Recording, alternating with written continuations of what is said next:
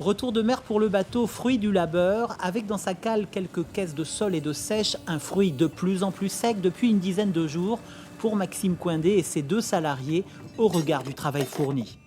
On nous a demandé de continuer à aller à la mer, donc on fait l'effort de le faire, mais c'est pas de gaieté de cœur, quoi. Parce que du poisson qu'on vend 20 euros en moyenne, on est rendu à le vendre 12 euros, 11 euros, 10 euros. D'une journée sur l'autre, les prix sont pas les mêmes. Un marché du poisson effondré, une grande majorité des bateaux à quai et les choses qui ne vont pas s'arranger au lendemain de l'annonce par le Premier ministre de la fermeture des marchés de plein air. Au port de la Cotinière, il a fallu prendre des mesures radicales pour éviter aux pêcheurs, à chaque sortie en mer, de perdre de l'argent. De 11 criées hebdomadaires, le regroupement des producteurs est passé à 3. On a réduit de 10 fois nos capacités d'écoulement.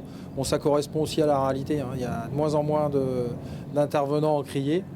Et on a maintenu l'activité parce qu'on a des petits bateaux qui commencent leur saison sur certaines espèces, notamment la sole et la sèche.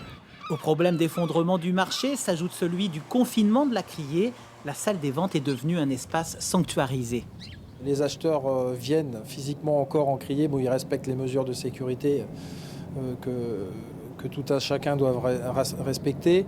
Et les professionnels, on essaye de les voir le moins possible. Autre image à la Cotinière qui démontre l'arrêt de toute activité économique, celle du chantier de construction du nouveau port de pêche.